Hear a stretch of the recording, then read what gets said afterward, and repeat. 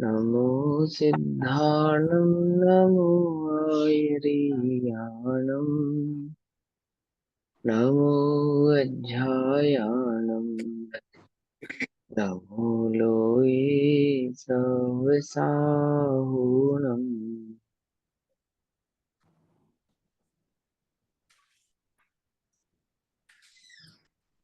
ओंकारं बिन्दुसंयुक्तं नित्यं ध्यायन्ति योगिनः कामदं मोक्षदं चैव ओंकाराय नमो नमः।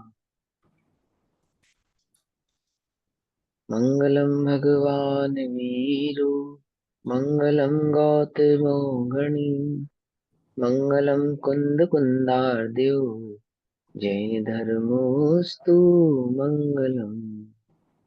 सर्वमङ्गलमाङ्गल्यं सर्वकल्याणकारकं प्रधानां सर्वधर्माणां जैनं जयतु साश्वतम्। नमः समय साराय सानुभूत्या चकासते भावाय भावाय सर्वभावनांतराश्रिते।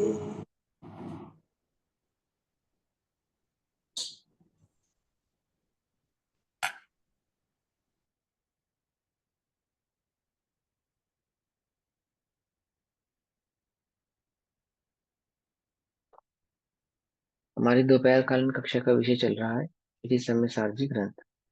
और श्री समय सारजी का स्वाध्याय हम सभी आचार्य अमृतचंद्र द्वारा रचित आत्मख्याति टीका के माध्यम से कर रहे हैं। आत्मख्याति टीका गाथा नंबर 215, पेज नंबर 335, 335।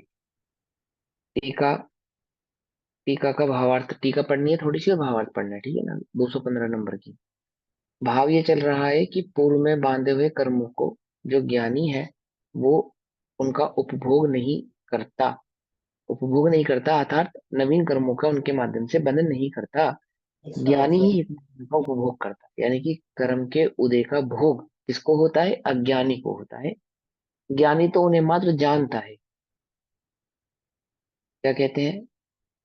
उपपन्नोदय भोगो वियोग बुद्धि तस्य सो नित्यम् संखामणागदस्य य उदयस्य नाकुवदेणानि आ प्रांत उदय के भोग में जो वियोग बुद्धि ज्ञान के अरुभावे कर्म विपाक की आशा नहीं ज्ञानी करे। यानी अर्थात जो अपने आत्म स्वरूप को जानता है, जिसने अपने आत्म स्वरूप का अनुभव किया है, जो एक चैतन्य निज गायक भाव का अनुभव करके निज को पर से विभक्त जानते हैं, वे वर्तमान कर्म के उदय का भी भोग नहीं करते। कर्म के उदय को भी वियोग बुद्धि से जानते। वियोग बुद्धि से अर्थात मेरा है ऐसा नहीं जानते, मेरे सुख का कारण है ऐसा नहीं जानते। एकत्व ममत्व कर्तृत्व और भोक्तृत्व बुद्धि के बिना उस वर्तमान कर्म के उदय को वे जानते हैं, भोगते नहीं, जानते हैं। और ऐसा होने से नवीन कर्म के बंध को वे प्राप्त नहीं होते। नवीन कर्म के बंध को प्राप्त नहीं होते। आगामी काल में अमुक प्रकार का उदय मुझे प्राप्त होवे ऐसी उनको इच्छा नहीं। एक समय बाद मैं क्या भोगूं इसकी मुझे इच्छा नहीं, ज्ञानी को इसकी इच्छा नहीं। एक समय बाद, अगले अगले पर्याय की बात नहीं है। अगले पर्याय की नहीं कि ज्ञानी को ये इच्छा नहीं कि मैं नेक्स्ट भव में कहा जाऊंगा। प्रति समय नेक्स्ट, अगले समय क्या होगा उसकी भी ज्ञानी को वांछा नहीं। पकड़ में ना? हम तो कैसे समझते हैं कि अगले गति की बात कर रहे हैं, अगले गति की नहीं कर। प्रति समय इच्छा ही नहीं, क्या होगा वही से। है ना? कितना सुंदर है कि वर्तमान युग में तो सारे उदाहरण है। राजगद्दी मिलने वाली है, अगले पल जंगल जाना पड़ गया, जंगल चले गए। मैना सुंदरी के पिता ने कहा कि तेरी तो सब कुछ भाग्य से होता है, तो चल तेरी शादी में किससे कर देता हूँ, कोड़ी से कर देता हूँ। ठीक है भाई, कोई बात नहीं, जो हो गया सो ठीक है। उस बात समझ में नहीं, वर्तमान युग तो सारा ज्ञान युग के अगर माध्यम से समझा जाए तो कैसा है, नेक्स्ट पल क्या होने वाला है उसकी इच्छा नहीं है, उसकी कोई वांछा नहीं है। जो है सहज, इसको कहते हैं सहजता। ये है उसकी सहजता, जो है उसको जानते हैं। ठीक है ना। वैराग्य भाव से जानता है, वियोग बुद्धि से जानता है। वियोग यानी कि मेरा है ऐसा नहीं जानता। वर्तमान कर्मोदय, टीका, टीका का सेकंड पैराग्राफ। वर्तमान कर्मोदय उपभोग ज्ञानी की, वर्तमान कर्म के कर्मोदय उपभोग अर्थात कर्म के उदय का भोग ज्ञानी के राग बुद्धि से परिवर्तमान दिखाई नहीं देता। हम ज्ञान, हमें तो हमने तो क्या समझा कि ज्ञानी के राग होता है। हमने तो यही पढ़ा है कि ज्ञानी को भी राग होता है ना। चौथे पांचवें गुण स्थान से ऊपर के जितने भी गुण स्थान है, चौथे गुण स्थान से ज्ञान होता है कि नहीं भैया, ज्ञान नहीं होता। तो राग नहीं होता उसको, राग बुद्धि से नहीं होता। जो वह प्रवृत्ति दिखाई दे रही है कर्म के उदय को, उसको कर्म का उदय मात्र जानो, अन्य कुछ नहीं। क्या ग्रहण करो उससे, उसके वियोग बुद्धि को ग्रहण करो, उसके वैराग्य भाव को ग्रहण करो, उसको भोग को, उसके भोग को ग्रहण मत करो, ये भोग को ग्रहण मत करो। देखो, ज्ञानी भी भोग भोगता है, तो मेरे भी भोग होवे, मैं भी भोगों को भोगूं। जिसकी ऐसी इच्छा है वे तो साक्षात ही मिथ्या दृष्टि है ना। क्यों, उसको तो स्पष्ट है कि मैं भोगों को भोग सकता हूँ। एक बात, भोग मेरे सुख के कारण है, ये मान्यता तो स्पष्ट ही झलक गई। ये मान्यता तो उसकी स्पष्ट ही झलक गई, उसने एकत्व मत कर्तव्य भाव तोड़ा ही कहाँ पर से। भोग आदि बुद्धि उसने भी अपनी त्यागी ही कहाँ है, ये तो स्पष्ट भाव झलक रहा है उसका। ज्ञानी होवे तो ऐसी अनीति करे नहीं, ज्ञानी होवे तो ऐसा अनीति भाव ग्रहण करता नहीं, ये तो अज्ञानी का काम है। ठीक। वर्तमान, वर्तमान, इस समय, वर्तमान भी दो प्रकार के होते हैं, है ना। वर्तमान दो प्रकार के होते हैं, एक तो वर्तमान होता है एक समय का, छद्मस के ज्ञान का विषय नहीं है, है ना। और एक वर्तमान जिसको हम व्यवहार काल कहते हैं, ये व्यवहार काल है जो अभी अभी समझ में आ रहा है ना, ये वर्तमान। असंख्यात समयों का समूह है ये, असंख्यात समयों का समूह। जो ज्ञानी एक समय के भाव को पहचानते हैं, भले ही उनके ज्ञान का विषय ना बने, परंतु एक समय के भाव को पहचानते हैं। एक समय क्या है, इस बात को पहचान, ज्ञान का विषय नहीं, छद्मस ज्ञान का विषय नहीं है, पर पहचानता है। कौन पहचानता है, ज्ञानी पहचान। वो जानता है, क्या जानता है, कि जिसे मैं वर्तमान समझ रहा हूँ, ये असंख्यात समयों का समूह होने से बीत चुका समय है। पकड़ में बात। देखो, विज्ञान क्या कहता है कि आपको आज जो आकाश मंडल में तारा नजर आता है, एक्चुअल में वो तारा वहां पे है नहीं। ये विज्ञान की थ्योरी है, पढ़ी है। क्या विज्ञान ये कहता है कि प्रकाश है ना, लाइट, वो ट्रेवल करती है। तो लाइट ट्रेवल करती है, तो कोई तारा कहीं कितने हजार साल पहले, 10,000 साल पहले, कुछ 5,000 साल पहले, कोई 50,000 साल पहले, वो लाइट वहां पे तारे में वो तारा चमका, ब्लास्ट हुआ और वो तारा चमका। और हमको दिखते दिखते लाइट का ट्रेवल हुआ ना, तो दिखते दिखते इतना समय बीत गया कि वो हमें आज नजर आ रहा है। पढ़िए ये थ्योरी, नहीं पढ़ी मुझे मालूम नहीं, तुम्हें पढ़ी नहीं। तो बेसिकली साइंस ये मानती है, विज्ञान ये कहता है कि जिस तारे को तुम आज देख रहे हो, वास्तव में वो आज वहां पे है ही नहीं। वो वास्तव में वहां पे है ही नहीं। वो तो बहुत हजारों अरबों साल पहले था। और वो जो लाइट ट्रेवल हुई थी, वो लाइट आपको आज नजर आ रही है, जिसको आपको लगता है कि आज वहां आकाश गंगा में वो तारा है। ये विज्ञान की थ्योरी है। समझ में आई, नहीं समझ में आई, कोई बात नहीं। मुझे उस थ्योरी को नहीं समझाना, मुझे यहाँ एक बात को समझाना। हाँ, ऐसा ही है, एक समय का जो भाव है वो तो जा चुका। जैसे तुम वर्तमान समझते हो, वो असंख्यात समयों का समूह है, वो वर्तमान नहीं है। अभी आगे की जो गाथा आएगी ना, आगे की गाथा में भी इस भाव को समझाएंगे, आपको यही बात समझाने वाले हैं। जैसे तू वर्तमान समझ रहा है, वास्तव में तो वो वर्तमान नहीं है, वो भाव तो जा चुका, कब का जा चुका। ऐसे छद्मस्त के ज्ञान का विषय एक समय नहीं है। तो एक समय में जो परिणाम होना है, जो पर्याय होनी है, ऐसे असंख्यात समय बीत जाने के बाद तो ज्ञान का विषय बनती है, ज्ञान का विषय बनती है। तो क्या कहते हैं कि जो वर्तमान में कर्म के उदय का उपभोग है, सभी को है, सभी जीवों को, एक इंद्रिय से लेके, और संसार में जितने भी जीव हैं सभी की मानो, सिद्धों की अभी बात नहीं, यहाँ पे करते हैं। तो संसार में जितने भी जीव हैं, संसारी जो जीव है, चाहे वे ज्ञानी है चाहे वे अज्ञानी है, चाहे वे सम्यक दृष्टि है चाहे वे मिथ्या दृष्टि है, सभी एक इंद्रिय से लेकर संघी पंचेंद्रिय पर्याय तक जितने भी जीव हैं, वो वर्तमान में जिस कर्म के उदय को भोग रहे हैं, सभी भोग रहे हैं। परंतु ज्ञानी और अज्ञानी के बीच में क्या अंतर है कि अज्ञानी उसे मेरा है ऐसा जानता है, उसे मेरे सुख और दुख का कारण मानता है, और ज्ञानी उसे मेरा नहीं है ऐसे भेद को पहचानता है। कैसे भोगता है? वियोग बुद्धि से। वियोग बुद्धि मतलब मेरा नहीं, बिना राग के, अर्थात उसमें मिथ्या बुद्धि से उसका सेवन नहीं करता, अर्थात उस उपभोग को नहीं करता। नहीं करने से क्या होता है कि नवीन कर्म के बंध को नहीं बांधता। तो क्या लिखा है कि वर्तमान कर्मोदय उपभोग ज्ञानी के राग बुद्धि से प्रवर्तमान दिखाई नहीं देता। राग बुद्धि अर्थात मिथ्या बुद्धि। क्योंकि ज्ञानी के अज्ञान में भाव, क्योंकि अज्ञान में भाव, जो राग बुद्धि उसका अभाव है। राग बुद्धि किसको बोला? अज्ञान में भाव को। अज्ञान में भाव यानी कि मिथ्यात्व का अभाव है। और केवल वियोग बुद्धि, वियोग बुद्धि अर्थात हे बुद्धि से ही मेरा नहीं, हे बुद्धि, पकड़ में ही बात। जो जानता है कैसे जानता है? हे बुद्धि से जानता है।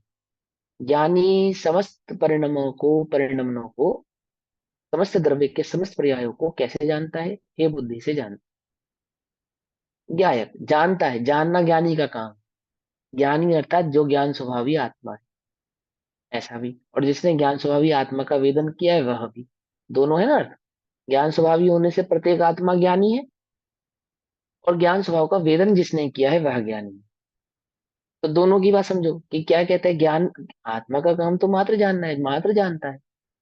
एक हे बुद्धि से जानता है, एक उपादेय बुद्धि से जानता है। क्या? मिथ्या दृष्टि उपादेय बुद्धि से जानता है, उपादेय यानी ग्रहण करता है। और ज्ञानी सम्यक दृष्टि उसको हे बुद्धि से जानता है। बस इतनी सी बात है। रावण और राम के युद्ध के बीच में एक हे बुद्धि एक उपादेय बुद्धि है, अन्य कुछ नहीं है। ज्ञानी और अज्ञानी के परिणमनों में क्या है? एक हे बुद्धि है, एक उपादेय बुद्धि। द्रविलिंगी और भावलिंगी के बीच में क्या है? एक हे बुद्धि है, एक उपादेय बुद्धि है। पकड़ में ही बात। जो निश्चयभाषी, व्यवहाराभासी और उभयाभासी का जो स्वरूप है, वहां वो टोटल उपादेय बुद्धि है, टोटल। पर में उपादेय बुद्धि। ज्ञानी कैसा है कि पर को हे बुद्धि से जानता है, पर को हे बुद्धि से जानता है, पर के परिणमन को हे बुद्धि से जानता है। पकड़ में ही बात। पर अर्थात द्रव्य क्रम, भाव क्रम, नो क्रम, तीनों को कैसे जानता है? हे बुद्धि से जानता है। हम शरीर को कैसे जानते हैं? उपादेय से जानते हैं या हे बुद्धि से जानते हैं? उपाधि से जाती है। हम अपने परिणामों को हे बुद्धि से जानते हैं, उपादेय बुद्धि से जानते हैं। और ज्ञायक स्वभाव को हे बुद्धि से जानते हैं, उपादेय बुद्धि से जानते हैं। कि ज्ञायक स्वभाव को तो जानते ही नहीं, हे उपाधि से तो कैसे जानेंगे? समझे? ज्ञायक स्वभाव को तो जानते ही नहीं, उसको ना हे से जान पाते ना उपाधि से जान पाते। जो ज्ञायक स्वभाव को जाने, तो आपो आप ही उसमें उपाधि बुद्धि हो जावे। बिना उपाधि बुद्धि हुए गायक से जानने में नहीं आता, ज्ञान में उपाधि होते हुए बिना, है ना। और ज्ञान में उपाधि हुए बिना गायक जानने में नहीं आता, गायक को जाने बिना ज्ञान में उपाधि बनाया नहीं आता। दोनों एक साथ होने वाले भाव। इसको उपाधि बुद्धि से जानता है, पर पदार्थ को उपाधि बुद्धि से जानता है। ज्ञानी है बुद्धि से जानता है। तो क्या कहते हैं? केवल वियोग बुद्धि अर्थात हे बुद्धि से ही प्रवर्तमान वह वास्तव में परिग्रह नहीं है। हे बुद्धि से प्रवर्तता हुआ वास्तव में क्या है? परिग्रह नहीं है। जैसे कैशियर लाख रुपए पैसा करता हुआ भी करोड़पति नहीं है ना। ऐसे ही अज्ञान पर आदि पदार्थों में परिणमित होता हुआ दिखाई देने पर भी ज्ञानी क्या नहीं है? परिग्रह नहीं है। और अज्ञानी कदाचित परिणमित होता हुआ नहीं दिखाई देवे, तो भी वह परिग्रही ही है। ठीक है ना, ये समझा रहे। इसलिए वर्तमान कर्मोदय उपभोग ज्ञानी के परिग्रह नहीं। इसलिए वर्तमान कर्म के उदय का जो उपभोग है, वह ज्ञानी का परिग्रह नहीं है, परिग्रह रूप नहीं है। अनागत उपभोग तो, अनागत उपभोग तो वास्तव में ज्ञानी के वांछित ही नहीं है। अनागत यानी फ्यूचर, भविष्य के। अनागत यानी कि फ्यूचर, भविष्य के, ठीक है ना। तो जो भविष्य के उपभोग है, उपभोग अर्थात भविष्य में मुझे अमुक प्रकार का उदय की प्राप्ति होगी, भविष्य में अमुक प्रकार के पर्यायों का संयोग मिले, भविष्य में अमुक प्रकार के द्रव्य कर्म, भाव कर्म और नौ कर्म मुझको हो गए। ऐसी दृष्टि किसको नहीं है? ज्ञानी को नहीं। देखो एक बात समझना, उल्टा नहीं पकड़ना। आप सब क्या चाहते हो, मरते समय आपके कैसे परिणाम हो? सदैव आपके परिणाम कैसे रहें? क्या चाहते हो बोलो? कभी बिगड़े नहीं है ना, ऐसा चाहते नहीं चाहते? उल्टा नहीं पकड़ना, मैं कुछ और अभिप्राय समझना। सुधारना चाहते हैं, अभी अब तो अभिप्राय सुधारना चाहते हैं। हम चाहते नहीं कि ये मुझे अमुक प्रकार के परिणाम ना हो, ये भगवान मुझे गुस्सा ना आए, ये भगवान मुझे ऐसा ना हो, अरे अरे इनकी ऐसी गति हो गई, मेरी गति ऐसे ना हो, और मरते समय मुझे इस प्रकार के संयोग प्राप्त ना हो, मेरे को इस प्रकार की, है ना। क्या चाहता हूं मैं तो चाहता हूँ धर्मात्मा निकट हो, चर्चा धर्म सुनावे, वो सावधान रखे गाफिल न होने पाऊं। क्यों, ये चाहता हूँ नहीं चाहता? मैं उल्टा नहीं पकड़ना, मैं कुछ और समझाना चाहता हूँ। चाहता ही नहीं चाहता बोलो। मैं चाहता हूँ कि हाँ ऐसा हो कि मेरी समाधि सुधरे, मेरा जीवन सुधरे, ठीक है। उल्टा नहीं पकड़ना। ज्ञानी नहीं चाहता, चाहता हुआ भी नहीं चाहता, चाहता हुआ भी नहीं चाहता, ये लिखा तो है, धर्मात्मा निकट हो चर्चा धर्म सुनावे। हाँ वो भावना है, धर्मात्मा निकट हो चर्चा धर्म सुनावे। ऐसी भावना होते हुए भी वह जानता है, अहमिकौ खलु शुद्धो नाण दंसन समग्गौ। इसका उसको अभिप्राय में क्या है, एक द्रव्य दूसरे द्रव्य का कर्ता नहीं है, पर के आश्रित मेरा ज्ञान स्वभाव नहीं है। अपने चैतन्य भाव को, अपने नित्य चैतन्य भाव की उसको दृष्टि होने से, पर की उसको आशा नहीं है, इच्छा नहीं है, वांछा नहीं है। अशुभ की तो है ही नहीं, अशुभ की तो है ही नहीं, शुभ की भी नहीं है, शुभ की भी नहीं।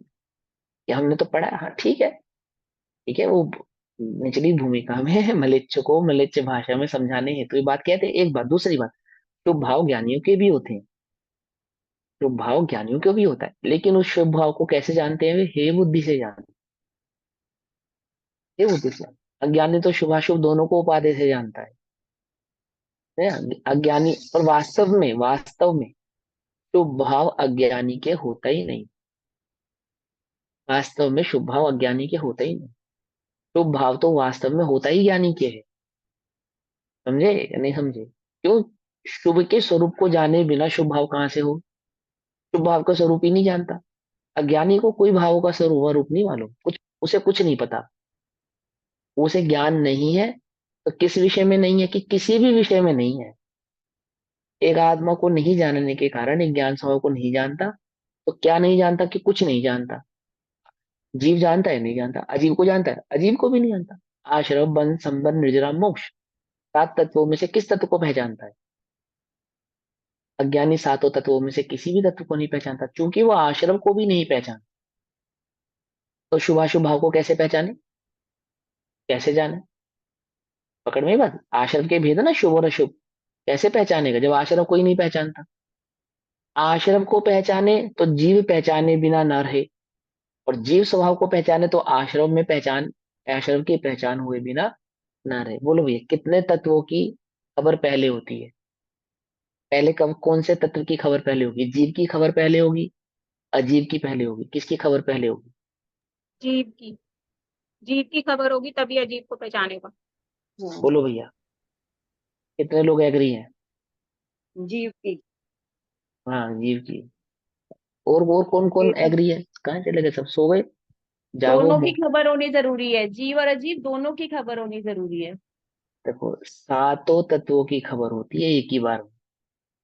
जैसे पांचों लब्धियां एक साथ होती हैं, और एक नहीं होती तो कोई भी नहीं होती। कहने में आती है ना, कि पहले ये लब्धि हुई, फिर ये लब्धि हुई, फिर ये लब्धि हुई ना।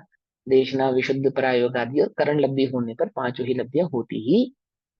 ऐसे सम्यक दर्शन होने पर, यानी कि एक तत्व की खबर होने पर सातों ही तत्व की खबर होती है, और एक तत्व की खबर नहीं होने पर सातों ही तत्व की खबर नहीं होती। निश्चय सम्यक दर्शन होता है तो व्यवहार सम्यक दर्शन होता ही होता है, निश्चय सम्यक दर्शन नहीं होता है तो व्यवहार सम्यक दर्शन भी नहीं होता है। कोई कोई जीव की खबर पहले होती है, अजीब की बाद में होती है, फिर आश्रम बन संबंध निर्जरा समझ में आते हैं ना। एक ही समय में सातों समझ में आते हैं। एक जीव की खबर में सातों ही तत्वों की खबर है। ये तो भेद, भेद तो करते हैं हम, समझाने के लिए भेद किया। अनुभूति में कैसा भेद? अनुभव तो एक ही काल में स्वयं को स्वयं, पर को पर जानता है। जिस काल में स्वयं को स्वयं जानता है, उसी काल में पर को पर जानता है। जिस काल में स्वयं को उपाधि जानता है, उसी काल में पर को उपाधि जानता है। पकड़ में ही बात नहीं? पकड़ में कोई काल भेद नहीं है वहां पे, काल भेद नहीं है। लेकिन कैसे? वो तो समझाने की अपेक्षा से कि जीव का स्वरूप, अजीव का स्वरूप, आश्रम बन संवर आदि का स्वरूप उसको समझाए। वास्तव में तो एक तत्व समझ में आता है तो सातों ही समझ में आता है। पकड़ में ही बात? एक ही समय में, कोई पहले समझ में आवे, आगे पीछे समझ में आवे, ऐसा नहीं। आगे पीछे तो ज्ञान और उसका प्रतिपादन है, प्रतिपादन है। सातों ही समझ में आते हैं। ठीक। देखो, जिस समय सम्यक दर्शन प्रकट होगा, तो उसी समय मिथ्यात्व का अभाव होगा, या अगले पल में मिथ्यात्व का अभाव पहले होगा और सम्यक दर्शन बाद में प्रकट होगा? बोलो। उसी एक ही समय समय में। होगा। उसी समय में होगा ना। और जिस समय सम्यक दर्शन प्रकट होगा, उसी समय जानेगा। पाप और पुण्य को क्या जानेगा? हे जानेगा, उपाधि जानेगा? हे। हे जानेगा। और निर्जरा का जो स्वरूप है, क्या है निर्जरा का स्वरूप? एक ज्ञान स्वभाव का अनुभव। अभी निर्जरा का स्वरूप चल रहा है, क्या चल रहा है निर्जरा के स्वरूप में? कि पर को उपादेय बुद्धि से नहीं जानता, हे बुद्धि से जानता है। तो अनुभूति के काल में स्वयं को किस बुद्धि से जानेगा? हे बुद्धि से जानेगा, उपादेय बुद्धि से जानेगा? उपादेय स्वयं से को जानेगा। उपाधि। तो अन्य सब ऑटोमेटिकली हे हो जाएंगे, ऑटोमेटिकली हो जाएंगे। समझ में बात नहीं? वो तो सभी गर्भित है, ये तो समझाने के भेद है। ठीक है ना? अब क्या कहते हैं? अनागत उपभोग, अनागत आगामी काल में होने वाला उदय। आगामी काल मतलब अगली पर्याय। आगामी मतलब अगली पर्याय, एक समय बाद होने वाली पर्याय। एक समय, है ना? एक समय अर्थात वो जो केवल ज्ञान, जो वर्तमान है, ये परवर्त वर्तमान, परवर्त वर्तमान में रामचंद्र जी, सीता और लक्ष्मण तीनों निकले। तो कुछ दूरी चले थे, तो जंगल में एक कुटिया पड़ी थी, टूटी फूटी थी। तो लक्ष्मण तो बाहर लेट गए, और रामचंद्र अंदर लेट गए भीतर। सीता भी अंदर थी। तो लेटे थे, तो जिसकी वो कुटिया थी, वो आया। और उसने कहा, उसने देखा ये मेरे घर में कौन घुस गया, ये थके हुए थे, लेटे थे। तो उसने पाँव पकड़े रामचंद्र जी, पाँव पकड़ के बाहर खींच दिया। ये लिखा प्रकरण आया उसके अंदर। आप कीजिए। तो लक्ष्मण को जैसे, अज्ञान योगी में आया है। हाँ, उसे बड़ा क्रोध आया लक्ष्मण को कि अरे, तुम जानते नहीं हम कौन है? तो रामचंद्र जी, अरे जानते रखो, कोई बात नहीं। वो बेचारा अबोध है, उसे वो नहीं जानता हम कौन है। तो रामचंद्र जी, लक्ष्मण तीनों उसकी कुटिया से निकले, सीता, और जंगल की ओर चले गए। तो जंगल में कुछ कदम ही आगे बढ़े थे, तो पुण्य की वजह से क्या हुआ? देवों ने नगरी बसा दी उन्होंने, नगरी बसा दी। और उस नगरी में उन्होंने प्रवेश किया। ये किसका नगर है? अब उन्हें नहीं मालूम किसका नगर है ना? और फिर वहां का जो देव ही था, वो उन्हें राज महल में ले गया, और फिर उनकी वो जो भी राजशाही जो भी ठाट थे, उस रहे। जिसने पांव पकड़ के बाहर निकाला था, वो तो आराम से उन्हें चोर समझ के आराम से अपनी कुटिया में आराम से, अगले दिन सुबह वो जंगल में लकड़ी काटने गया। तो अंदर घुसा, वो नगर है भैया। ये नगर कहाँ से आ गया? यहाँ तो जंगल था, कल रात तक तो यहाँ जंगल था, अब यहाँ नगर हो गया। वो भी बेचारा घबराया, ढूंढता घूमता फिरता उसने देखा लक्ष्मण को रथ पे जाते हुए, उनको रथ पे जाते हुए थे। वो देख के उसे याद है, ये तो वही है जिसकी पाँव पकड़ के मैंने बाहर पटक दिया था। तो ये कितना प्यारा वर्णन है। देखो, समझो, ज्ञानी का जीवन देखो, उसको एक, उसको नेक्स्ट पल क्या होना है, उसकी वांछा नहीं है, उसकी वांछा नहीं। अब हमारे साथ क्या सिस्टम है? हम तो पूरा 10 20 50 साल सेटिंग करना चाहते हैं अपनी, चाहते नहीं चाहते? हैं? चाहते हैं ना? ज्ञानी नहीं चाहते करना। उसको मालूम है कि एक पर्याय का भी परिणमाने वाला मैं नहीं हूँ। मैं नहीं हूँ। कितने सहज है। खाली ये मुनिराजों का उदाहरण नहीं दिया मैंने, गृहस्थियों का उदाहरण दिया। ये चौथे गुण स्थान में वर्तने वाले गृहस्थियों का, मुनिराज की तो कहने कहने की क्या बात। उससे तो हम उनकी, उनसे तो अपनी हम कहाँ तुलना करें? लेकिन गृहस्थ जीवन में भी ज्ञानी का जो भाव होता है वो कैसा हो, कैसा ज्ञान, एक भी ज्ञानी हार्ट अटैक से नहीं मरता। एक भी ज्ञानी हार्ट अटैक से नहीं मरता। किस बात का हार्ट अटैक आएगा बोलो? हार्ट अटैक उन्हें आता है जो आगामी पर्याय, आमुक आमुक प्रकार के आगामी पर्याय होवे वो चाहते हैं। ज्ञानियों को थोड़ी हार्ट अटैक आता। कोई ज्ञानी फांसी नहीं लगाता, कोई ज्ञानी हार्ट अटैक से नहीं मरता, कोई ज्ञानी ब्रेन हेमरेज से नहीं मरता। ब्रेन हेमरेज कितनी गरीबी हो। बनारसी दास जी का जीवन देखो, व्यापार करने गए और लुट गए, सब खो के सब चोरी हो गया है। कैसे तैसे धन कमाया, फिर कोई चुरा के ले गया है। कविता सुना सुना के तो कचौड़ी वाले के यहाँ कचौड़ी खा के कई महीने गुजारे बनारस में। कवि थे ना, बढ़िया कविता बहुत अच्छी करते थे। उनका लिखा नाटक समय सर घर घर में गाया जाता था। हर घर में, जैसे अपने यहाँ पे भजन चलते हैं, है ना, ऐसे चलते ना, तो उन्होंने नाटक समय सार लिखा। तो उस समय ऐसा तो होता नहीं था, रेडियो हो और क्या नाम है वो सब चीजें हो, ऐसी चीजें तो थी नहीं। कहानी किस्सों की किताबें पढ़ते थे लोग, या जो नाट्यशालाओं में नाटक दिखाने आते थे तो गीत गाकर वो नाटक करते थे, तो वही गीत लोगों को याद होते थे। तो जो बनारसी दास जी के संपर्क में थे, जो जैनी, वो बनारसी दास जी से जब बनारसी दास जी का लिखा हुआ नाटक समय सार सुनते थे, उन्हें इतना मधुर इतना प्रिय लगता था कि लोगों को याद हो गया था, रट गया था। तो लोग एक दूसरे से वो छंद गाया करते थे, उन छंदों को गुनगुनाया करते थे। अच्छे कवि थे वो। तो खाना खाने के पैसे नहीं थे उनके पास, इतनी गरीबी थी। पढ़े लिखे थे, ऐसे नहीं थे अनाड़ी थे, लेकिन काम धंधा कुछ था नहीं।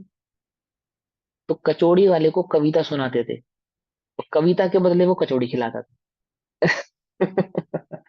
ठीक है ना। तो ऐसा कब तक चला? कि महीनों चला ऐसा। महीनों तक ऐसे चलता रहा, वो कचौड़ी वाले को कविता सुनाते रहे, कचौड़ी वालों ने कचौड़ी खिलाता रहा। और फिर जब वो व्यापार आदि से कुछ धन उन्होंने एकत्रित किया, तब जाके कचौड़ी वाले का हिसाब किया कि भाई तेरी इतनी कचौड़ियां खाई, तेरे इतने रुपए बनते हैं, सो ये। मैं ये समझाना चाहता हूँ, अब मैं आपको निरुद्यमी होने का उपदेश नहीं दे रहा हूँ, मैं ज्ञानी का भाव समझा रहा हूं कि एक भी पर्याय को बदलने का उसको क्या नहीं है, विकल्प नहीं। ठीक है ना। व्यापार आदि का विकल्प है, ठीक है, करते करते, लेकिन क्या नहीं है, ब्रेन हेमरेज नहीं है, टेंशन नहीं है, हार्ट अटैक नहीं है, बीपी नहीं है ही नहीं। है ही नहीं। किस बात का होगा बोलो? बीपी किस बात का, हार्ट अटैक किस बात का, ब्रेन हेमरेज किस बात? उम्र से पहले बाल नहीं सफेद होते, क्या नहीं होते? धूप में हो जाए सो हो जाए, टेंशन से नहीं होते। तो नहीं, निश्चिंतता किसे कहते हैं? ये तो बहुत व्यवहारिक निश्चिंतता बताई। ये तो बहुत व्यवहारिक। सूक्ष्म निश्चिंतता तो उसको जो वह जानता है कि मेरा सर्वस्व, मेरा स्वयं में सर्वस्व कैसा है, सुरक्षित है। रोच मात्र मात्र भी उस पे आई नहीं है, अंश मात्र भी मेरा बिगड़ा नहीं। अपने उस ज्ञायक चैतन्य भाव का जिसको अनुभव है, जानता है। इतनी निष्प्रहता तो मिथ्या दृष्टियों में भी देखने को मिल जाती है। मिथ्या दृष्टि भी इतने निष्प्रही होते हैं कि कोई उनकी दुकान में सामान भूल जावे, कितने किस्से पढ़ते हैं, सहजता से लौटा देते हैं। अभी थोड़े दिन पहले कैसा बताया ना, हरियाणा में एक व्यापारी, उसके पास सोने की कंठी छोड़ गया एक किसान। और किसान में, पूरे गांव में, किसान के परिवार में किसी को नहीं पता ये बात। और उस व्यापारी ने 13वीं वाले दिन, उस किसान की 13वीं वाले दिन जाकर पूरे समाज के सामने ये कहा कि ये व्यक्ति मेरे पास आया था, ऐसे ऐसे ये कंठी मेरे पास रख गया था। क्यों रख गया था? क्योंकि इसे बाहर जाना था ना, सुरक्षा के लिए रख गया था।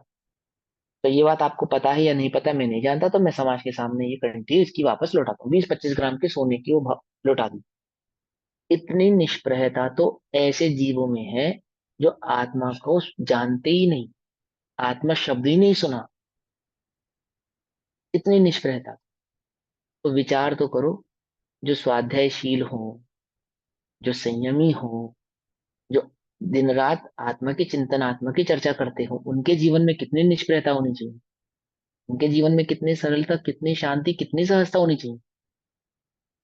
समझे? जो नहीं जानते उनके जीवन में इतनी सहजता, सरलता है, निष्प्रहता है। तो जो जानते हैं, जो सम्यक दर्शन का स्वरूप जानते हैं, जो दो समय चार समय स्वाध्याय करते हैं, उनके जीवन में कैसा होना चाहिए, उनका जीवन किस प्रकार का होना चाहिए।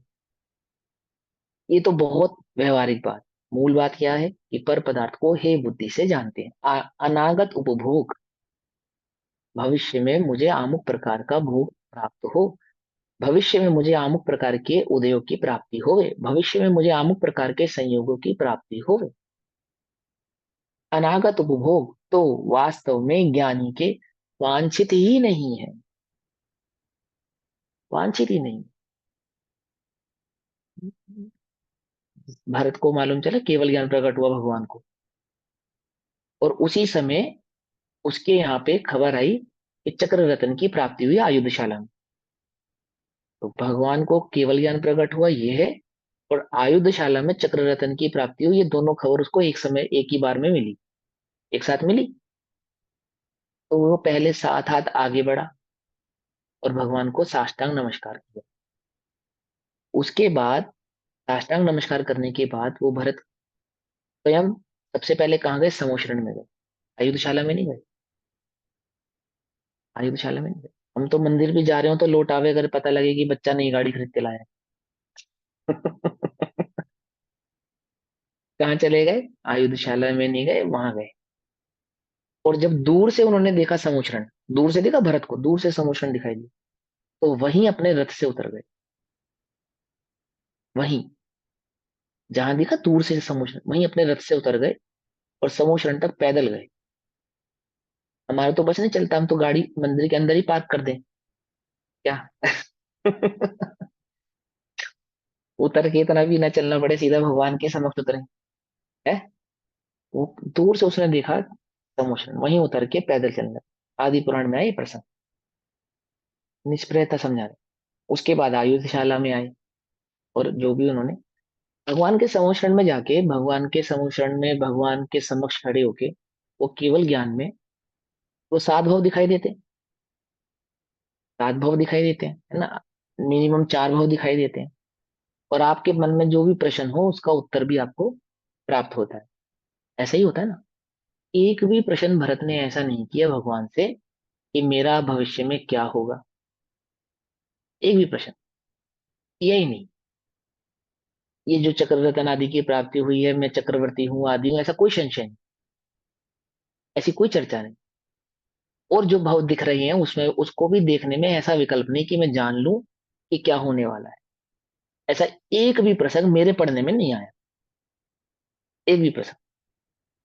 क्या 7 तत्वों के स्वरूप को समझा, भगवान के दर्शन किए, उनकी पूजा भक्ति करी। और पूजन भक्ति के विषय में भी क्या लिखा है, तार गर्भित वचनों द्वारा। कैसी, मैंने तेरे ही भरोसे आदिनाथ, भंवर में नैया डार दी, ऐसे नहीं, ऐसी वाली नहीं। तार गर्भित वचनों द्वारा, ऐसे वचन जिनका कोई मर्म है, जिसमें कुछ सार है, जिसका कुछ मतलब है, मतलब है कुछ, ऐसे वचनों द्वारा भगवान की भक्ति करते हैं। ये क्या क्या मतलब है कि भगवान तुम करता हो, आज आपके पुण्योदय से आपके पोते को चक्ररदन की प्राप्ति हुई है, ऐसा नहीं। ये कोई सार गर्भित बात नहीं है। सार गर्भित बात कि भगवान आप वीतरागी हैं, आप सर्वज्ञ हैं, हितोपदेशी हैं, हितोपदेशी हैं। आपने जगत को रत्नत्रय का वह मार्ग बतलाया है जिस मार्ग का अनुसरण आपने स्वयं किया है। सार गर्भित वचनों द्वारा भगवान की भक्ति कर। कौन है ये जीव, ज्ञानी। ज्ञानी का जो शुभ भाव है वह भी कैसा है, वैराग्यमय है। ज्ञानी का शुभ भाव कैसा है, वैराग्यमय, रागमय नहीं है। अज्ञानी का तो शुभ भाव क्या है, सिवाय और सिवाय राग के कई प्रकार के रूप हैं बस। ज्ञानी का तो शुभ भाव भी, राग भाव भी कैसा है, वैराग्यमय है। वैराग्य ठीक, क्या नहीं है ज्ञानी के, अनागत उपभोग तो वास्तव में ज्ञानी के वांछित ही नहीं है, वांछित ही नहीं। जग के दुख की तो परवाह नहीं है। पंचम काल में तो भैया मोक्ष नहीं होता। ठीक है, आप कहाँ जाना चाहते हो, कि भैया स्वर्ग जाना चाहते हो। भोग भूमि में चले जाना चाहते हो। वो चौथे काल में होता है वहां पे, हमने सुना है, सिमंदर भगवान के पास विदेश क्षेत्र, वहां चले, वहां जाना चाहते हैं। कहाँ जाना चाहते हो बोलो, विदेश क्षेत्र जाने के लिए तो मिथ्या दृष्टि होना पड़ेगा, सम्यक दृष्टि तो स्वर्ग ही जाते हैं। क्या कहा, कुछ बात समझ में नहीं। लेकिन पूछो अपने आप से, अंतर में पूछो भाई, पंचम काल में मोक्ष नहीं होता, कहाँ जाना चाहते हो, कहाँ चाहते हो, इस पर्याय के बाद कहाँ जाना चाहते हो? कहीं तो जाना चाहते होंगे। तो अगर तुम्हें मालूम चल जाए भी सम्मोचन आया है भगवान का, क्या पूछोगे सबसे पहले उनसे? कोई कोई मिल जावे भविष्य वक्ता, तो क्या प्रश्न होता है उससे पूछने का? मेरा तो बड़ा मन है कि मुझे ये जो ये टीवी पे दिखाते हैं, वो बागेश्वर बाबा का भूत आता है, यदि मुझसे मिले तो मैं उससे सबसे पहले यही पूछूं, भाई वो सिमंदर भगवान की दिव्य धनी में क्या खिल रहा है, जरा परहेज के बताना। ईमानदारी से कह रहा हूँ मैं, सच में। मैं वो तो उससे यही पूछूं अगर मुझे पूछने का मौका मिले तो। अच्छी बात नहीं है ये विकल्प, कोई अच्छा विकल्प नहीं है, मैं तो सहजता से बता दी, मुझे कोई मिले तो मैं तो यही पूछने वाला हूँ।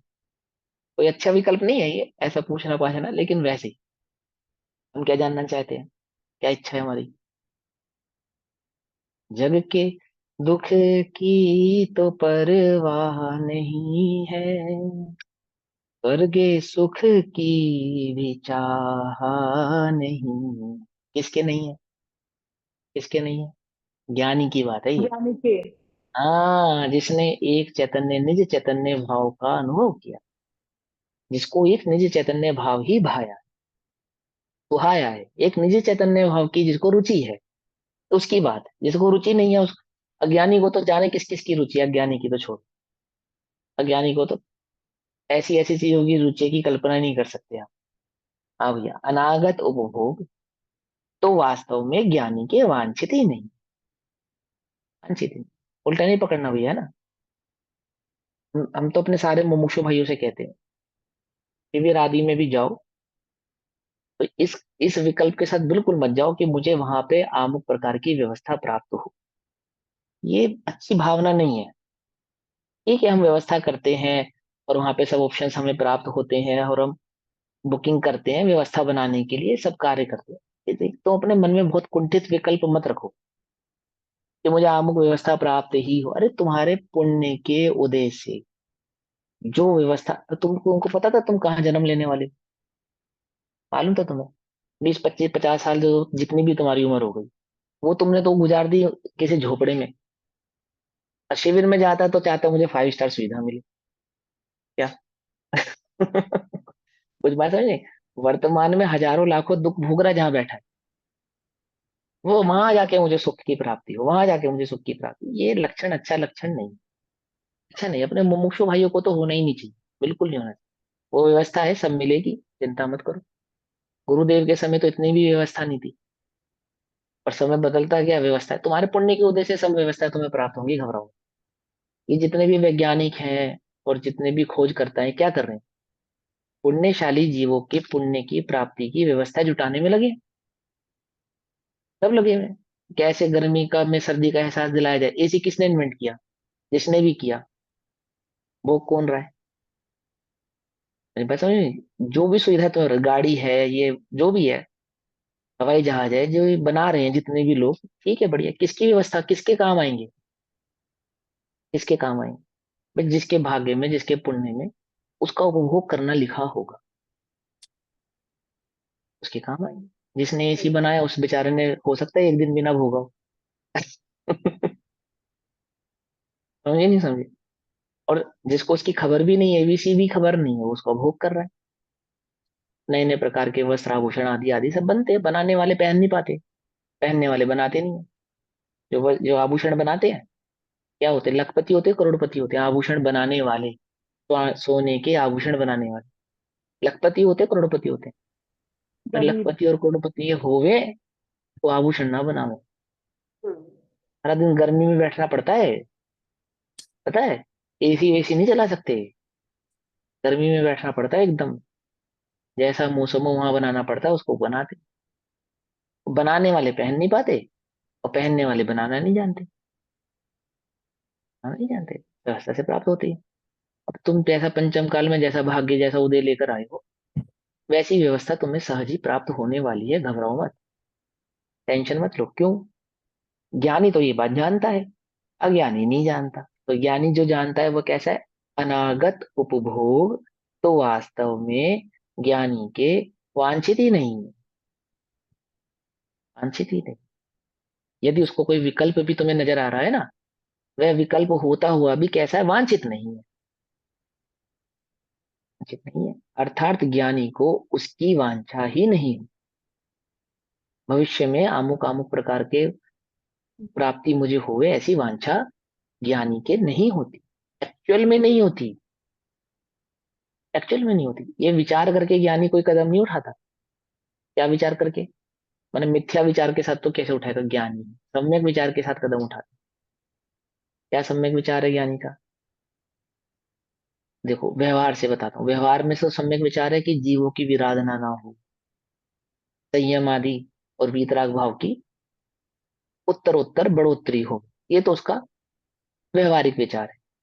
ठीक है। ज्ञानी क्या मुहूर्त निकालता है? ज्ञानी कौन सा मुहूर्त निकालते हैं? ज्ञानी कौन? ज्ञानियों का मुहूर्त यही है कि पांच पाप ना हो, चार कषाय। ये मुहूर्त है ज्ञानियों का। और अंतरंग क्या है? अंतरंग विकल्प क्या है कि एक ज्ञायक भाव को, अन्य पर्याय को हे बुद्धि से जानते हैं। उस उपभोग को अंतरंग में कैसा है? हे बुद्धि से। हे बुद्धि से जानते हैं। जानते भी हैं तो कैसे? हे बुद्धि से। उपादेय बुद्धि से नहीं, हे बुद्धि से जानते हैं। हम उदय की प्राप्ति हो, पाप आदि का उद्यम करके मैं पुण्य आदि का भोग करूं, ऐसी दृष्टि ज्ञानी की नहीं, जरा सी भी नहीं है। पकड़ में ही बात। ऐसा उदय भी नहीं है उसको कि पाप का श्रम करे और पुण्य की प्राप्ति करे। जितना भी श्रम उसके जीवन में है, तो वह भी कैसा है? अन्याय अनीति वाला नहीं है, न्याय नीति पूर्ण ही है, शांत ही है। ठीक है ना? वो जो थोड़ा बहुत गुस्सा भी कर रहे हैं ना, लक्ष्मण, लक्ष्मण क्रोधी है ना, मिथ्या दृष्टि है लक्ष्मण, क्रोधी है। रामचंद्र जी सम्यक दृष्टि है, कितने सरल स्वभाव हैं, शांत स्वभाव हैं, एकदम शांत है। कोई ऐसा व्यर्थ का क्रोध नहीं करते। और भाई क्रोध भी करता है तो उसको प्रेम से समझाते। समझाते नहीं समझाते? ऐसा ही स्वभाव है ज्ञानी का। क्यों? अर्थात ज्ञानी को उसकी वांछा ही नहीं। वांछा ही।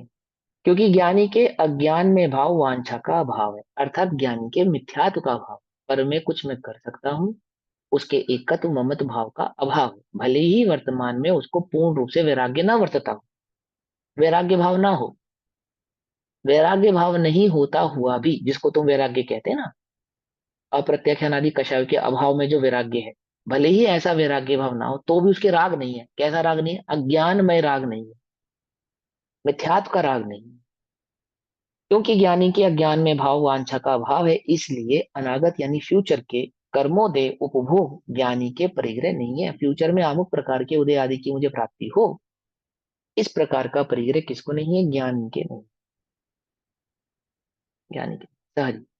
यानी वर्तमान में प्राप्त संपत्ति का मिसयूज करता हो, ऐसा भी नहीं करता। कर्मठ नहीं है, ऐसा भी नहीं है। फिर भी उसकी वांछा नहीं है। न्याय नीति से जितना जैसा कर सकता है वैसा उतना करता है। होता हुआ करता हुआ भी कैसा? हे बुद्धि से वर्तता। हे बुद्धि। बेवकूफ नहीं है ज्ञानी कि उसको ये नहीं पता क्या करना चाहिए क्या नहीं करना चाहिए, घर में ताला नहीं मारता होगा, है ना? ऐसा नहीं समझना। हे बुद्धि से। कदाचित ऐसा कुछ होता भी है तो ज्यादा टेंशन लेता नहीं। उसको मालूम है क्या है, ये सब कर्म का उदय। उदय मेरे कर्म का उदय है ऐसा नहीं, हे बुद्धि से जान रहा है। मेरे कर्म का उदय जानेगा तो हे बुद्धि नहीं है, उद्गल का परिणमन है, ऐसा जानता है। पकड़ में ही बात नहीं? समझ में ही? हम कैसे जानते हैं मेरे कर्म का उदय? ये हे बुद्धि, ये तो उपादेय बुद्धि है। हे बुद्धि माने पुद्गल के परिणमन को, सहज पुद्गल का परिणमन जाने, इसका नाम है हे बुद्धि। अपने को तो एक ज्ञायक ही जाने। मैं, मेरा ममत्व ऐसा भाव नहीं है उदय के प्रति कि मैंने बांधा था मेरा उदय है, ऐसा नहीं। ये तो बहुत निचली भूमिका है, बहुत नीचे की भूमिका है। समय सार पढ़ रहे हैं आप? समय सार जी पढ़ रहे हैं आप? क्या है? कर्म का उदय मेरा है क्या? है? हो ही नहीं सकता। कैसे हो सकता है?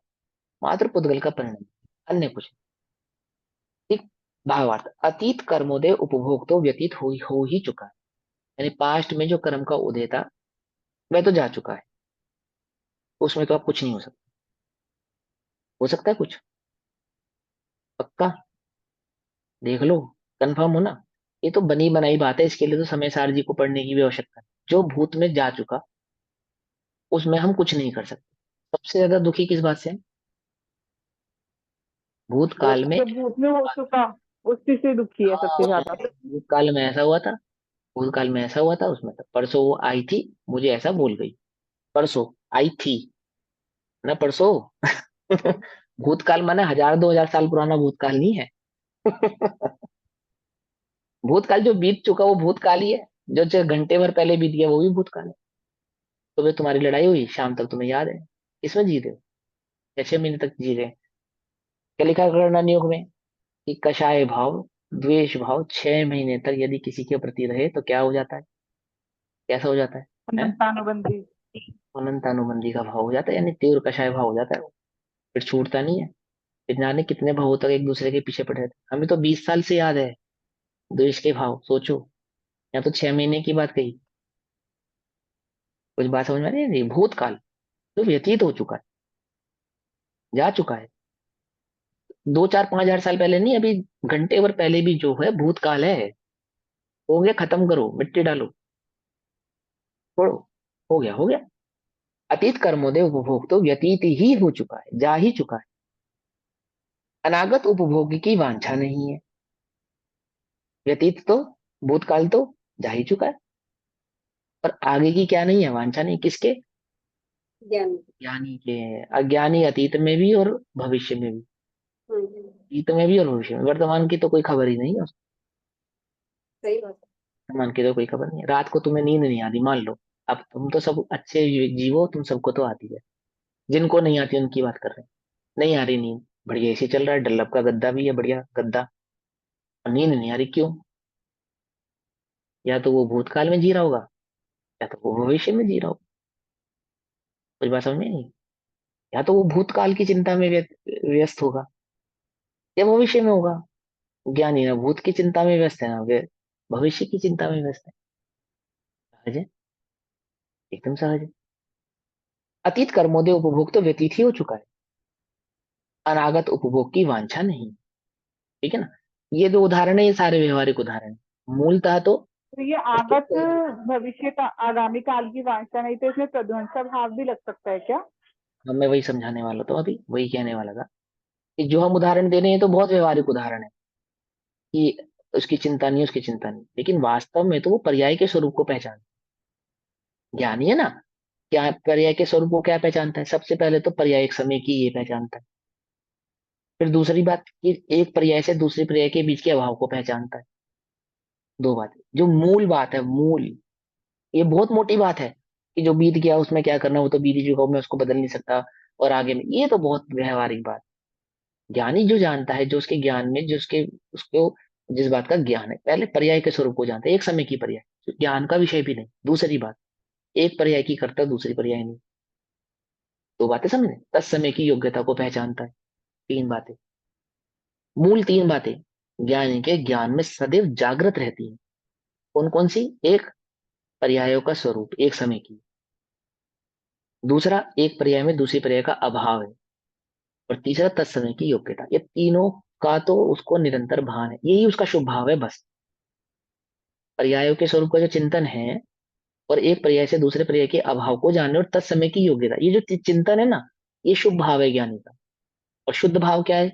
एक चैतन्य भाव की अनुभूति, एक ज्ञान भाव की अनुभूति करे सो वो शुद्ध भाव है। बाकी द्रव्य गुण पर्याय का जो स्वरूप का चिंतन है वो उसका शुभ भाव है। पकड़ में ही बात।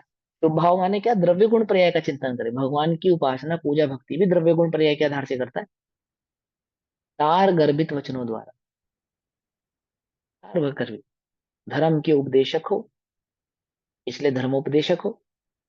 धर्म के पालन करने वाले हो सो धर्मपाल हो। धर्म के देवता हो इसलिए धर्म देव हो। धर्म के धारी हो इसलिए धर्मी हो। क्या 1008 नामों का स्वरूप पढ़ा? धर्मेश भी है, पढ़ो हाँ। हाँ। हाँ, 1008 नाम पढ़े भगवान के, क्या लिखे हैं आचार्य देव ने, कितने सुंदर लिखे हैं। सारे उत्कृष्ट नाम है। हाँ, एक भी नाम ऐसा नहीं है जिसमें वो पर के करता हो। मदन।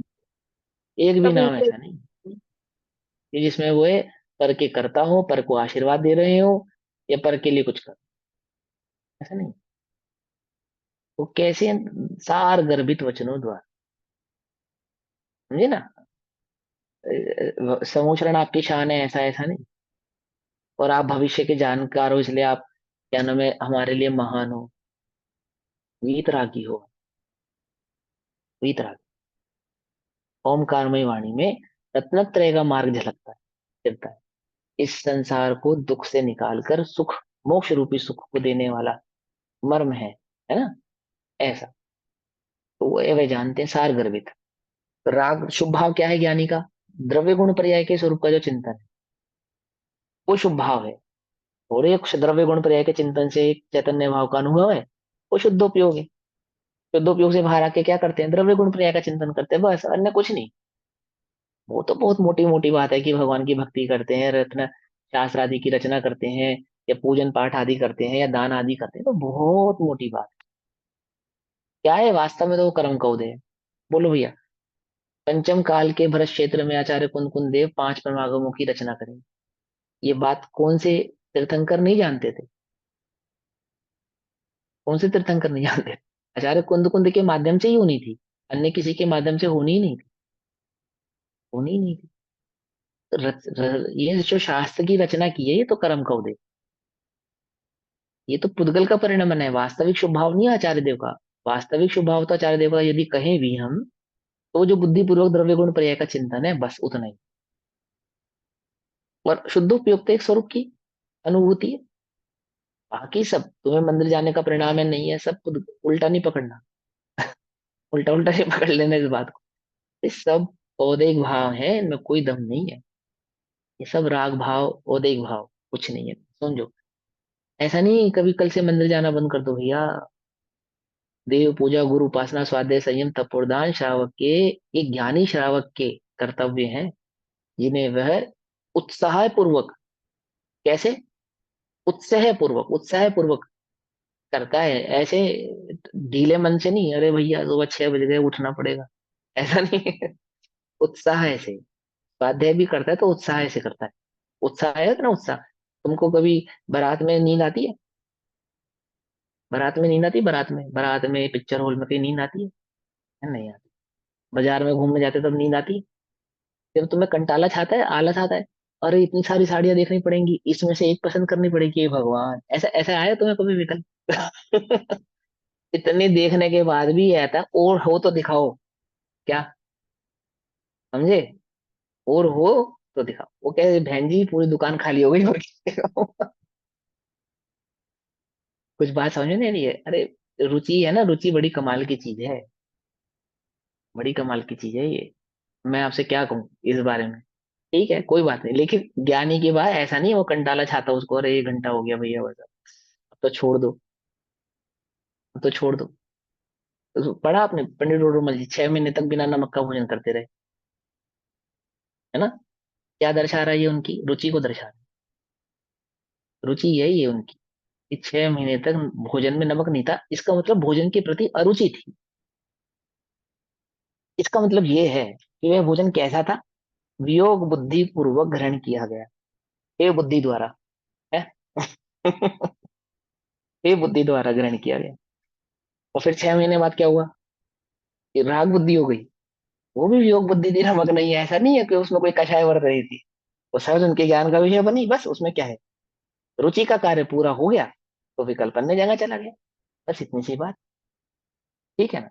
अनागत उपभोग उसको, इसलिए अनागत कर्मोदय उपभोग ज्ञानी के परिग्रह नहीं है। अतीत कर्मोदय उपभोग तो व्यतीत ही हो चुका है, अनागत उपभोग की वांछा नहीं है। क्योंकि ज्ञानी जिस कर्म को अहित रूप जानता है, जिस कर्म को, कर्म यानी पर्याय या क्रिया या परिणाम, ठीक है ना? क्योंकि ज्ञानी जिस कर्म को अहित रूप जानता है, उसके आगामी उदय के भोग की वांछा क्यों करेगा?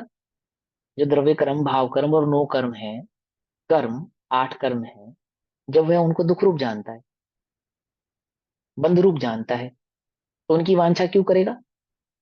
जिसको दुख रूप जाने, उसकी वांछा कौन करे? बोलो भैया, कौन ऐसा स्वस्थ व्यक्ति है जो दवाई खाने की वांछा करेगा? है कोई जगत में? ओहो, रोगी भी नहीं चाहता कि मुझे दवा का सेवन करना पड़े। स्वस्थ की तो बात ही क्या, रोगी भी नहीं चाहता। क्या कहा? कुछ बात समझ में आई? स्वस्थ, स्वस्थ तो चाहता ही नहीं, विकल्प ही नहीं है, रोगी भी नहीं चाहता। तो ज्ञानी क्यों करेगा? जिस ज्ञानी जो, क्योंकि ज्ञानी जिस कर्म को, कर्म अर्थात द्रव्य कर्म, भाव कर्म, नो कर्म और पर्याय आदि का जो स्वरूप है परिणमन, अहित रूप जानता है, उसके आगामी उदय की भोगों की वांछा क्यों करेगा? वर्तमान उपभोग के प्रति राग नहीं है। राग नहीं है यानी मिथ्या भाव नहीं है। उसके सम्यक भाव, उसके सम्यक स्वरूप को जानता है। क्या जानता है वर्तमान के उदय के विषय में? कि पुद्गल का परिणमन मात्र है, तत्समय की योग्यता, एक समय की पर्याय है। और मैं तो मात्र क्या हूँ, एक चैतन्य ज्ञायक भाव हूँ। ऐसे द्रव्य गुण पर्याय के स्वरूप को जानता है। क्योंकि वह जिसे हे जानता है, हे अर्थात छोड़ने योग्य, हे अर्थात दृष्टि न करने योग्य, हे अर्थात जो मेरा नहीं है, हे अर्थात जो मेरा नहीं है, उसके प्रति राग कैसे हो सकता है? 700 वर्ष तक मुनिराज, वादिराज मुनिराज को कोड़ वर्तता रहा। हे बुद्धि से जानते रहे। 700 वर्ष बाद ठीक हो गया, तो हे बुद्धि से जानते रहे। क्या कुछ बात नहीं? मुनिराज, मुनिराजों की तो हे बुद्धि क्या है। और मान लो गुण स्थान थोड़ा भी है ना, तो भी वर्तमान में जो उपाय करता है, सम्यक उपाय करता है, मिथ्या उपाय नहीं करता। यदि गुण स्थान निचला भी हो ज्ञानी का, चौथा गुण स्थान हो, पांचवा गुण स्थान हो, और वो रोग आदि का या अन्य किसी कर्म आदि के उदय का उपाय भी करता हो, कोई कर्मठता करता हो, पुरुषार्थ करता हो। उपाय अर्थात पुरुषार्थ। उपाय वो नहीं, वो जो पंडित जी बताते हैं, उसको वो वाला उपाय नहीं। धागा बांध दिया, ताबीज गाड़ दिया, फला कर दिया, वो उपाय? उपाय माने पुरुषार्थ। पुरुषार्थ करता है, सो वह भी कैसा है, न्याय नीतिपूर्ण सम्यक उपाय करता है, मिथ्या उपाय नहीं करता। तो हो सकता है, प्रति राग कैसे हो सकता है? जिसे हे जानता है उसके प्रति राग कैसे हो सकता है? इस प्रकार ज्ञानी की जो त्रिकाल संबंधी कर्मोदय का उपभोग है, त्रिकाल संबंधी यानी जो भूतकाल में जा चुका है उसका, जो भविष्य में आने वाला है उसका, और जो वर्तमान में उदय में वर्तमान है, प्रवर्तमान है, उसका उपभोग है, वह परिग्रह नहीं है, वह ज्ञानी का परिग्रह नहीं है। समझे मैं बात? द्रव्यक्रम भावक्रम नोक्रम वह ज्ञानी का परिग्रह नहीं है। हम तो अपनी परिग्रह का कितना व्याख्यान करते हैं। हमारे बाप दादा है, सोने के रथ पे चला करते थे, भैया तुम जानते हो हमें। हमारे पिताजी ऐसे थे, दादाजी ऐसे थे, फला ऐसे थे, ढिमकाना ऐसे थे, और हम जानते नहीं। स्कूल में जब हम थे इतने ज्ञानी थे, ऐसे थे और वैसे थे। क्यों जी? जब आप जवान थे तो कितने बढ़िया दौड़ लगाते थे। लगाते थे नहीं लगाते थे? किसको बतला रहे हैं ये चौड़ा करके सीना, और इस बात में मजा मान रहे हैं हम, आनंद आ रहा है हमें। ये सब व्यर्थ की बात है। क्या कहते हैं इनको, इन चर्चाओं को? भोजन कथा, आदि कथा, वी कथा कहलाती मद है। वी भी तो कथा, कह सकते हैं, मद। मद तो है ही वी कथा। वी कथा क्यों समय व्यतीत बर्बाद करना इन वी कथाओं में? समझे नहीं समझे? आए कोई इन अच्छा कुछ कहना भी है, कुछ चर्चा भी करनी है, चर्चा करो ना। अभी मैंने प्रसंग सुना है आपको, आदिनाथ भगवान का और भरत का, कितना प्यारा प्रसंग है। हाथ हाथ दूर नमस्कार करते हैं, दूर से देखा जिन मंदिर, वहीं उतर गए। ठीक है ना? हम उतर जाते हैं, हम तो क्या है, भैया घुसा दे मंदिर में गाड़ी। सबसे आगे अपनी होनी चाहिए। होनी चाहिए नहीं होनी चाहिए? हाँ, कर्मोदय का उपभोग है, वह परिग्रह नहीं है। ज्ञानी वर्तमान में जो उपभोग साधन एकत्रित करता है, वर्तमान में उपभोग के जो साधन एकत्रित करता है, यानी चौथे गुण स्थान और पांचवें गुण स्थान की बात है ना।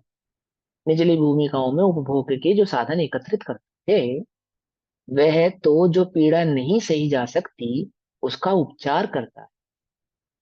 अपने उस अ- देखो, ये भी बस एक आपको समझाने के लिए आचार्य देव ने कहा, वास्तव में तो वह भी उसके कर्म का होते हैं, कर्म का होते हैं, लेकिन फिर भी अशुभ आदि में प्रवृत्ति नहीं करना चाहता, इसलिए न्याय नीति पूर्वक शुभ आदि की प्रवृत्ति करता है। यानी जो, क्योंकि मुनि दशा भी प्रकट नहीं हो सकती, वैराग्य भी भाव उमड़ा नहीं है, नित्य चैतन्य भाव की खबर होने के बाद भी जो चारित्र मोहिनी आदि का जोर है, उस चारित्र मोहिनिया के जोर में मैं कोई अनीति कार्य ना करूं, अनुचित कार्य ना करूं, उस अनुचित कार्य से बचने के हेतु से वह सम्यक साधन या उपायों को करता है। ठीक है ना? उपचार करता है, जैसे रोगी रोग का उपचार करता है। यह आशक्ति का दोष है। आशक्ति का दोष है मतलब शक्ति नहीं है, वैराग्य का भी बल प्रकट नहीं हुआ है, उसका दोष है। चारित्र मोहिनी की अपेक्षा से कहा। अब प्रश्न होता है कि ज्ञानी अनागत कर्मोदय उपभोग की वांछा क्यों नहीं करता? ज्ञानी भविष्य में उपभोगों की वांछा क्यों नहीं करता? तो अब इस गाथा में आपको भविष्य क्या है वह समझाएंगे, वह पर्याय के स्वरूप समझाएंगे आप। कि ज्ञानी एक समय के पर्याय के भाव को पहचानता है ना, एक समय का जो स्वरूप है उसको पहचानता है, तो उसको वेद्य वेदक भाव के माध्यम से समझाएंगे आप। तो 200 नंबर 16 गाथा का क्या प्रश्न है कि ज्ञानी अनागत कर्मों देव उपभोग की वांछा क्यों नहीं करता? इसलिए नहीं करता क्योंकि क्योंकि 200 नंबर 216 नंबर की गाथा। तो अभी समय हुआ, इस गाथा के भाव को हम कल पढ़ेंगे। तब तक के लिए सभी को जय जिनेन्द्र। ओम नमः सिद्धे। निज निधि निज में बताई, यह अनंत उपकार है उसके लिए जिनवाणी माँ को वंदना शतबार।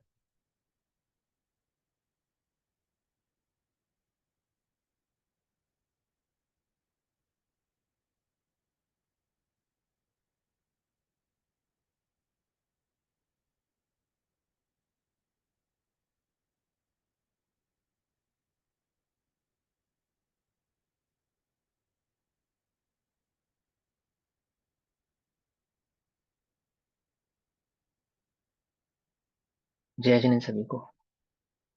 जय जिनेन्द्र जय सभी को। जय जिनेन्द्र। सभी को जय जिनेन्द्र।